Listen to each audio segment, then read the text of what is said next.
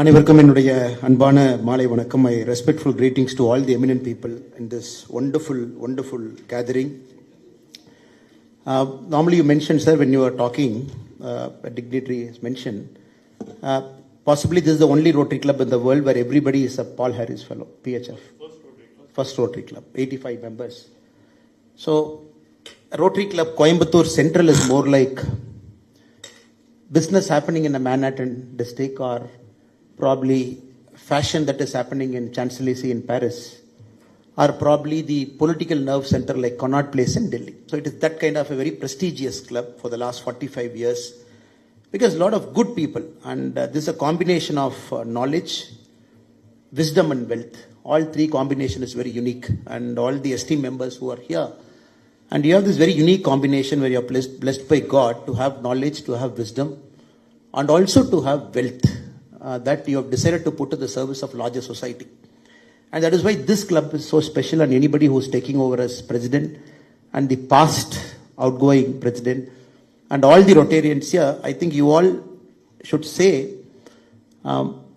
maybe a tap on your own shoulders, because all of you are very busy people. You run big companies, you work for big people, but still, as your duty to the society, you take time, give yourself back by part of this very noble forum, channelizing all the good money and putting where it needed. I think that is very, very important, sir.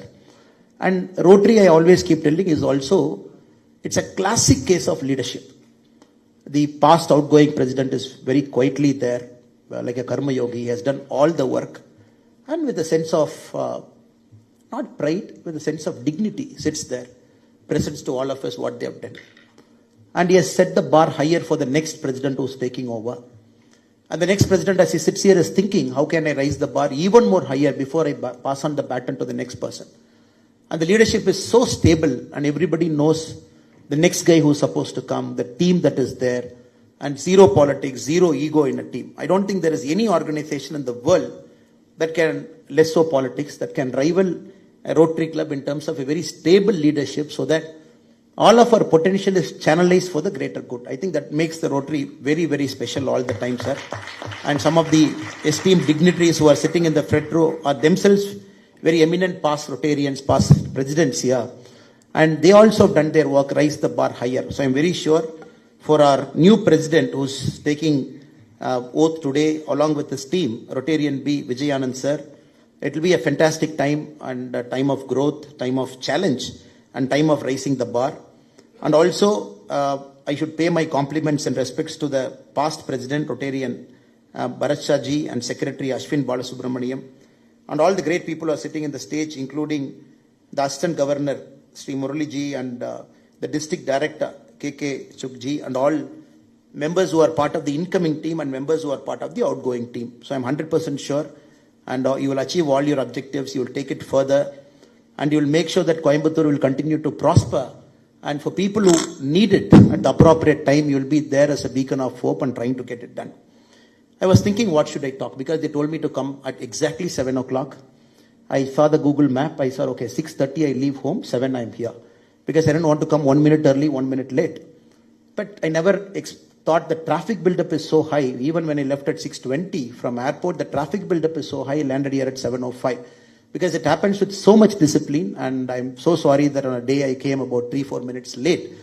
And with such a discipline you run it, with such a time management you run it, you are a beacon and model of excellence, sir. So I thought today, what is the topic I should take for this evening? Eminent people, as I said, knowledge, wisdom and wealth, all combined, people are sitting here. I thought in my own way, I'll touch upon the topic called leadership, which is essential for all of us in some way. And that has defined you as a noble person, and all of you are sitting here. And for me, whenever I look at leadership, I look at a lot of traits, personal qualities, personal attributes that make a great leader. And every time my mind, it goes back to, since I'm in politics, it goes back to Abraham Lincoln. And we all know about Lincoln, great man, who ended slavery in US, and who led with a lot of personal challenges to bring a lot of great change to America. But a lot of us don't know, Lincoln is possibly the only great world leader, possibly the head of a state, who decided to have all his rivals inside his cabinet. And for every time we talk about Abraham Lincoln, we use a word called team of rivals. In the 1860 Republican primary, 4 people contested along with Abraham Lincoln to become the Republican nominee for the United States of India president, States of America president. So there was Edward Bates, who was one of his rival. There was Salmon P. Chase, who was one of his rival. There was William Seward, who was one of his rival, and Abraham Lincoln. All 4 people contested the election. And 3 got eliminated, and Lincoln became the Republican nominee. He beat the Democratic nominee, he became the president. When he took over charge as the President of the United States, he was deciding how his cabinet should be. Normally, you tend to take people from your own party, people whom you know, people whom you are comfortable with. But in this case, Abraham Lincoln decided to call his rival in the primary, Edward Bates. He said, "Can you come and join my cabinet?" And Edward Bates said, "No, I just fought against you in the primary." He said, "It's okay, please be my Attorney General, because this country needs the best of people. It doesn't matter what race, color, creed, or what party we belong to." So his principal rival, he made him Attorney General. And Salmon P. Chase, who was again his principal rival, he made him Secretary of Treasury. And William Seward, who was again his principal rival, he made him Secretary of State. This is a very unique cabinet where all the 4 people who contested to that prestigious post, 3 people inculcated into his cabinet. And this makes Lincoln one of the greatest statesmen the world has seen. Bringing rivals, using the knowledge and taking it up. That I keep liking with Rotary. That is what when I mentioned initially. It is a test of leadership because the kind of people whom we bring in, very stable, and everybody knows who is there, everybody knows who is the outgoing, incoming, so that there is a very clear chain of command, and then we only focus on the job to be delivered, we get it done. So this I thought is a huge parallel with respect to how Rotary is functioning. And anybody who's sitting in a position of power, we all tend to make decisions, and many of the time it is a moral decision. You mentioned about a certain budget, where to put that budget. Can it go to rural rejuvenation? Can it go to lakes? Can it go to a government hospital, government school? It is always a moral choice. The person who's sitting in that chair is always forced to take that choice. The second greatest quality I liked with Lincoln is, in 1863, when they tried to pass the 13th Amendment in the United States of America to abolish slavery, and Lincoln did not have votes. He did not have votes to pass the bill. So he bribed the people. He bought over congressmen. He called certain congressmen, he said, "If you vote for this bill, I will give you this to your constituency." And some people were supposedly, they asked for money, they took it. And Steven Spielberg in his movie Lincoln, he very beautifully captures how Lincoln had to take this moral choice every single day because he had a very clear mission. 13th Amendment has to come, slavery has to get abolished. When the bill got passed, slavery got abolished in the US, one of the greatest senators himself, a person called Thaddeus Stevens, he stood up in the Congress, he said, "The greatest measure of the 19th century, passed by the purest man in America, purely aided and abetted by corruption." So this is the Thaddeus Stevens reference he gave to Abraham Lincoln when the 13th Amendment got passed. So as leaders, we all face this big moral choices when we sit in a chair, try to make things happen. But we are not going to Lincoln's extent in doing our work. But that is a second moral compass that I thought any Rotary leader who comes here, sits here, you face it. And more than anybody else, the person who sits in the chair and the team who comes there, they come with a certain distinction. In this case, the immediate president, the current president, and every single person has achieved something in life. They've gone through a certain process. They have done great things in their own life. Then they come to this chair because they bring a lot of wealth of experience to this. So I'm very sure, sir, you will have a lot of moral choices that you will be facing. And I hope that you end up on the right side of your heart all the time. There is nothing called 100% of the time I make the right choice. But overall, I kind of pray to God that during your tenure, and you and your team will try to end up in the right side of things by putting the money where it belongs. And third, right now there is a huge leadership crisis in the world. People keep using this word called VUCA. Normally for leadership, they use this word called VUCA. If you go to management seminar, they say it is volatile, it is uncertain, it is complex, it is ambiguous. They say all 4 are combined, that is leadership. Right now, we can very clearly say the world is on the cusp of VUCA. The world is volatile, it is ambiguous, it is uncertain, and it is complex. Now we are not very sure how the world leaders are behaving. For example, the president of US, Mr. Trump. You mentioned about the industries in Coimbatore. We are waiting for the tariff. Not sure. It is taking time. And we are also in this last 10 years very clearly seeing the collapse of multilateral institutions. WTO has very clearly collapsed.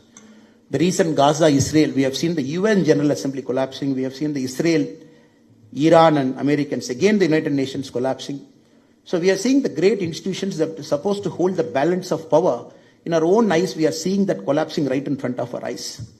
And the great leaders who are supposed to behave like statesmen, countries having power, wealth, knowledge, which was supposed to behave like statesmen are behaving like parochial powers, are just behaving with powers that is willing to take anybody's land. We have seen the recent negotiation that brought the war in Congo, Rwanda, the Gulf of America, the Gulf of Panama, the Greenland, all the issues. So global level, we are at a very uncertain time. The rise of China is also a kind of uncertain time. The balance of power that is shifting at a global level. So right now in our eyes, we are seeing that. If we come back to the country also, now when we say, where have all the leaders gone? Very simply, we can clearly ask public service why the leaders are not of a certain quality. It's a very rightful question for a taxpayer to ask. We are in that stage and time. When we come to a district at a local council, a provincial level, again we are asking where have all the good leaders gone, leaders with moral compass. So Rotary as an institution, as an organization, as a foundation, it has always given stable leadership to the world, from the big powerful countries to some of the poorest African countries. Rotary has always acted as a shining beacon, despite all the volatility that has surrounded. It has taken some of the biggest issues that is facing humankind. Rotary has done its best to solve it. So in this time, even if you are talking about Rotary Coimbatore, central president who is taking over, at the global level also, we are at a serious crisis for leadership. And we are also looking at institution like International Monetary Fund that is on the verge of collapse. We are looking at 1944 agreement, which brought dollar as a preeminent global reserve system. That is on the verge of collapse with the bitcoins, cryptocurrency, everything that is there. We are also looking at a world that is divided between haves and have-nots, where countries having technology have become the haves, countries not having the technology have become the have-nots. We are seeing a new kind of dynamics in the global world, where countries cornering certain resources are supposed to be the best in the world in terms of shaping up the next 50 years of developmental journey.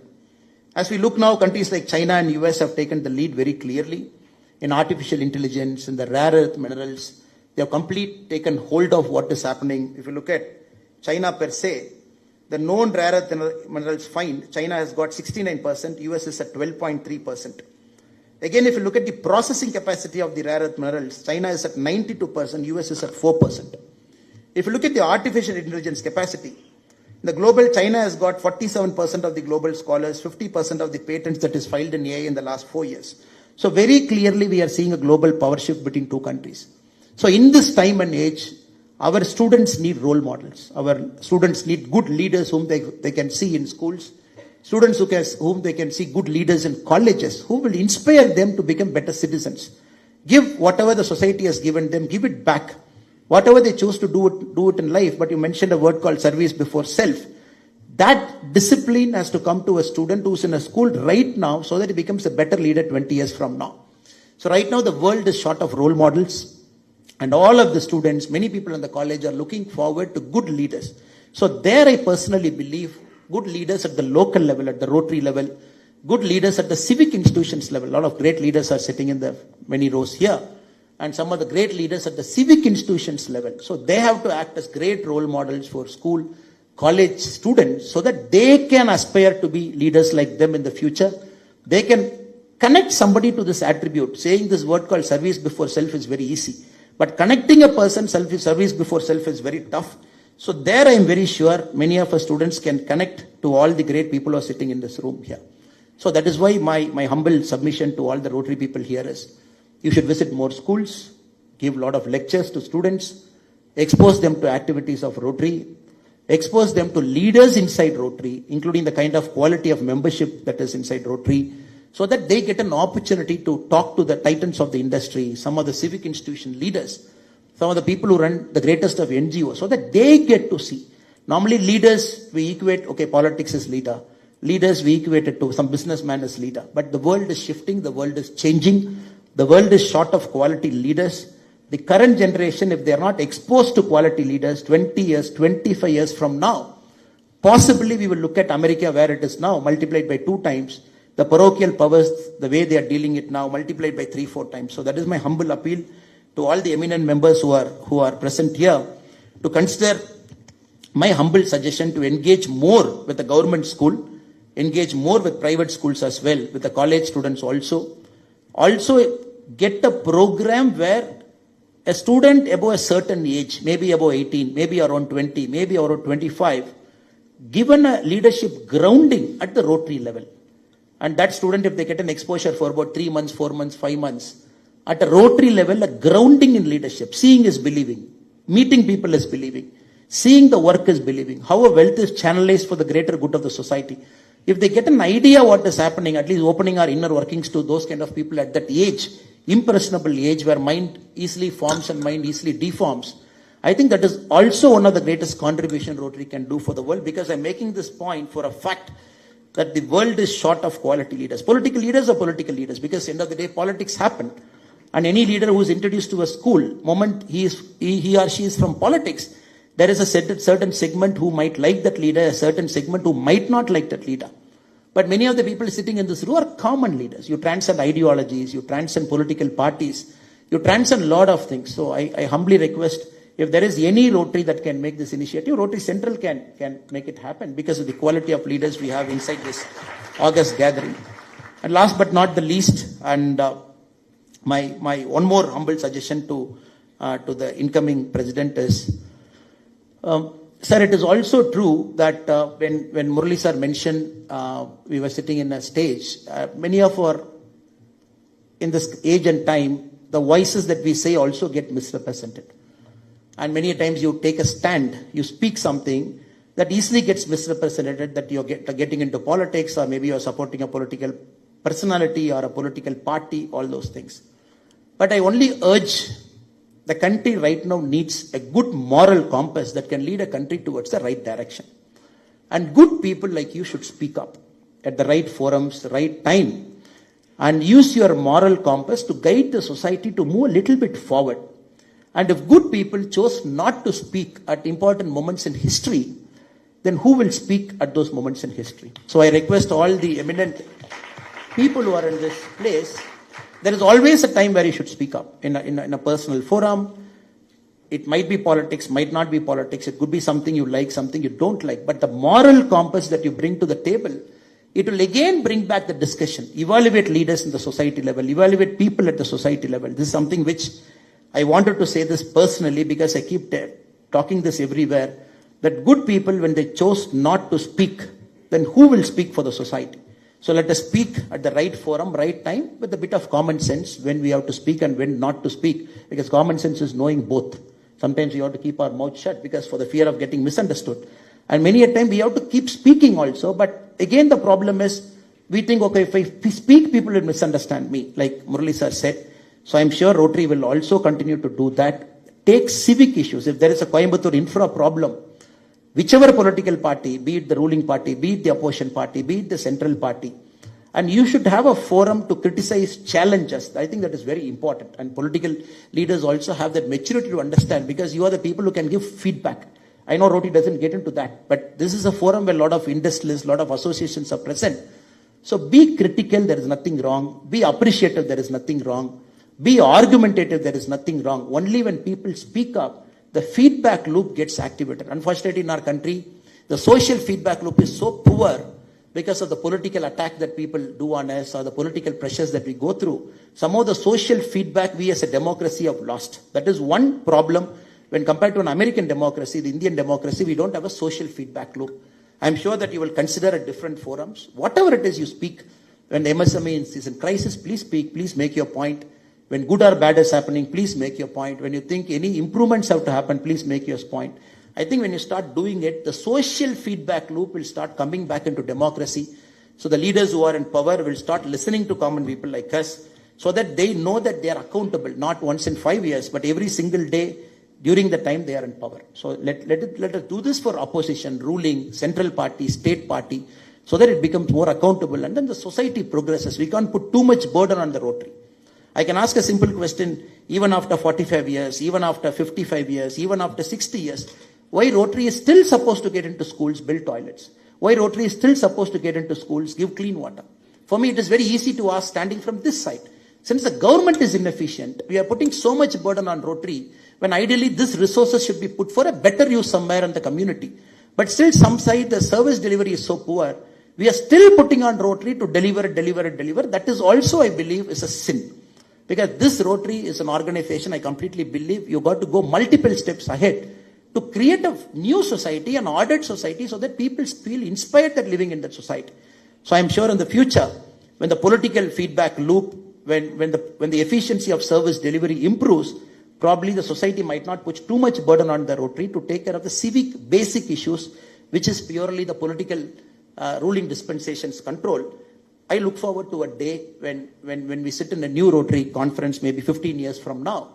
The thing that we talk would be about promoting a new age ecosystem, promoting a new age entrepreneurship, promoting something different. I look forward to that day in Rotary.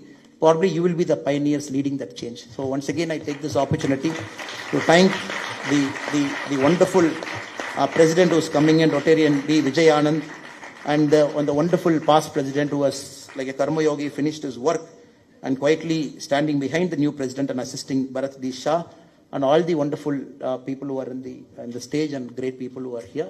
Thank you so much for your patient listening. Namaste.